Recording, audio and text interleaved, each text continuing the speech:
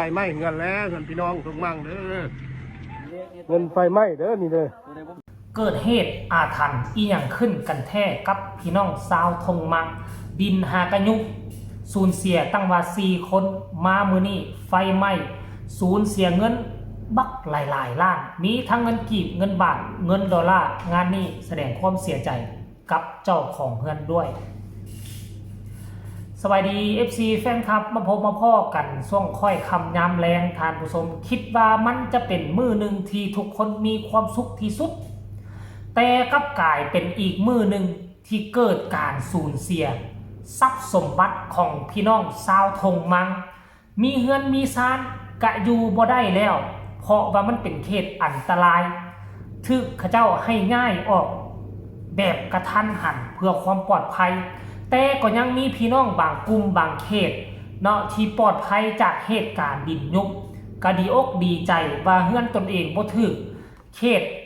ดินยุบบ่ถึกเขตความเสี่ยงเนาะก็คิดว่าจะได้อยู่แบบสะดวกสบายอยู่เฮือนอยู่ซ่านของตนเองมีให้มีหน้าให้เฮ็ดแต่เรื่องบ่คาดคิดเรื่องบ่คาดฝันมันก็เกิดขึ้นอีกจนได้กับพี่น้องชาวทงมังเรื่องความเสียควันลงควันอ่อนจากดินยุบนอนอยู่ซื่อๆกับบ่ฮู้ว่าเฮือนตนเองดินจะดูดเอาเฮือนตนเองไปมื้อใดบ่ฮู้นอนก็ระแวงอยู่แล้วระแวงจากเหตุการณ์ดินยุบยังบ่พอมาระแวงจากเหตุการณ์ไฟไหม้อึกกระทึกคึกโคมหลายคนกระดึงไปเสื่อมโยมว่ามันเกิดอาเพศอาถรรพ์อีหยังเกิดขึ้นกับพี่น้องชาวทงมังเนาะต่างๆนานาท่านผู้ชม FC แฟนคลับเหตุการณ์ครั้งนี้ยังโชคดีเนาะบ่ได้มีรายงานว่าสูญเสียชีวิตของเจ้าของเฮือนบ่มีรายงานเลยบ่ได้สูญเสียแต่ว่าทรัพย์สมบัติท่านผู้ชมเอ้ยนี่เป็นครั้งแรกในหลาย10 ปีที่เกิดเหตุไฟไหม้แล้วสามารถไปกอบกู้เอาหลักฐานที่ว่าเป็นเงินเป็นคำโอ้โหคำก็หลายบาทเงินอีกทั้งเงินกีบเงินบาทเงินดอลลาร์รวมกันแล้วห่วยเป็นร้อยล้านได้ทานผู้ชมซีแฟนคลับตามที่เบิ่งน่ะแล้วยังบ่ไหลคำนี่สามารถไปเอามาได้ก้อนนึงก็น่าจะเป็นบาทนึงบ่ใส่ข้อเส้นนึงบ่เขาบอกว่าน่ะสายคอนี่มันหลายเส้นแต่บ่สามารถกอบกู้ออกมาได้มาแต่เพียงเล็กน้อยเป็นก้อนซ้ำนี่แหละกับเงินเต็มถังนึงญาติพี่น้องพากันมาจีกออกยายออกใบใดที่จะสามารถเอาไปเทิร์นนำธนาคารได้ใบใดสูญเสียหลายกับว่าสามารถเทิร์นได้เอามาแพร่ออกตาขันมันแห้งโอ้เกิดการห่วมไม่ห่วมมือกับพี่น้องชาวทงมังหลังจากมอดไฟได้แล้วกับพากันเข้าไปในกล้องตารางเฮือนนั้นไปควดไปเคลียร์จนได้เงินมาเต็มถงเต็มคุรายละเอียดให้ทุกคนไปชมคลิปนี้น้ำกันสักคนเป็นวิดีโอตอนเกิดเหตุไฟไหม้หลังเกิดเหตุไฟไหม้เจ้าหน้าที่ตำรวจไปกวดสอบงานนี้อยู่ทงมังกะขันรถดับเพลิงมีก็อยู่ใส่อยู่แถวทางงอนพี่ตัวตามผู้ชมอยู่แถวดอนติ้วแมนโบราณรถหรือว่าอยู่แถวเขตห้องหมอทางงอนก็มีคันมีกับไก่จากทงมังไปปะโทเกือบ50 กิโลเมตรมันเป็นไปได้จังไดที่มันบ่สามารถช่วยเหลือได้อยู่แล้วล่ะท่านผู้ชมหรือว่ามันอยู่มอหันก็มีก็ให้ทุกคนพี่น้องชาวทงมังคอมเมนต์มากันแล้วกันเด้อไปชมคลิปนี้น้ำกันแล้วจึงมาพ่อกันในช่วงต่อไปไฟไหม้เงินแล้วเงินพี่น้องทุกมั่งเด้อไฟไหม้เงินพี่น้องอีทงมั่งโอ้ยพูดนะแห้งมาเก็บเครื่องเก็บของเอาแกใจโทรหากู้ภัยโอ้ย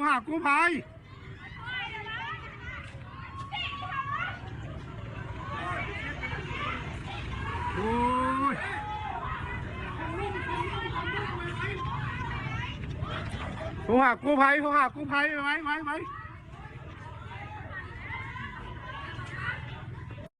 มันก็ได้ตัวแข็งตัวประตูมาไปเสื้อหาลูกกันแล้วนี่นะข้าวแกะมันก็ได้ตัวแข็งตัวประตูมาตัวไหนมันมีเลขกระจายออกเดี๋ยวได้อยู่มีเลขเงินเลยเงินไฟไหม้เด้อนี่เลยเจ้านี่แม่นใจตั้งออกมันแห้งเงินไฟไหม้นี่นะนี่ญาติพี่น้องเพิ่นนี่นะโอ้ยประสบเคราะห์นี่อยู่ได้อย่างจักย่างนี่นะเปิด เรื่องทุกอย่างเลยอันนี้นะมีเงิน โอ้ ก็มี ยเงินบาท 1,000 บาทใบ1,000 บาทเงินดอนก็มีเงินดอนก็อยู่มัน พี่ได้เงินดอนกับไฟไหม้อยู่พี่ละนี่กระเป๋าเงิน เงินบาทเงินนั่นเบิดเป็นตับโยนในเงินบาทก็ได้นะ ยังเป็นหงก็มี มันจะเป็นหงอยู่คนก็มีกระใบละ1,000 บาท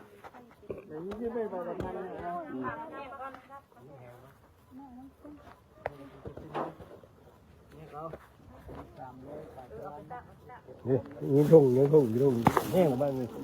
แห้งแล้วนะน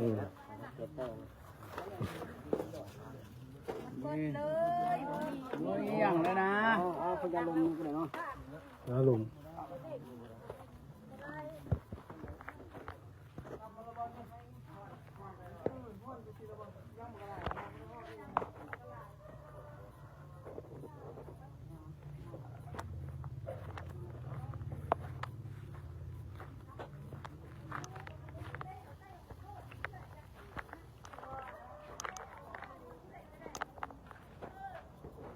เห็นบอกทุกคน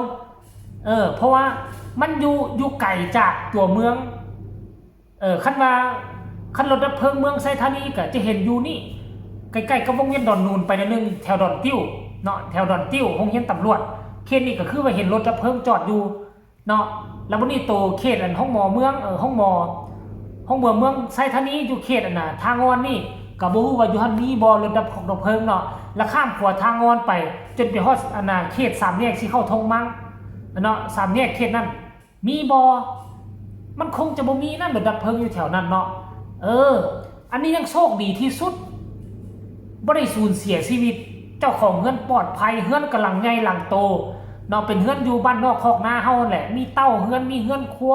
ทั้งเทิงนี่น่าจะเป็นเฮือนไม้อีกตามที่เบิ่งเนาะเขาเจ้าเข้าไปก็จะเห็นคือเห็นคางสั้นที่2ก็จะเป็นไม้โอ้โหมันไววาขนาดตรงนี้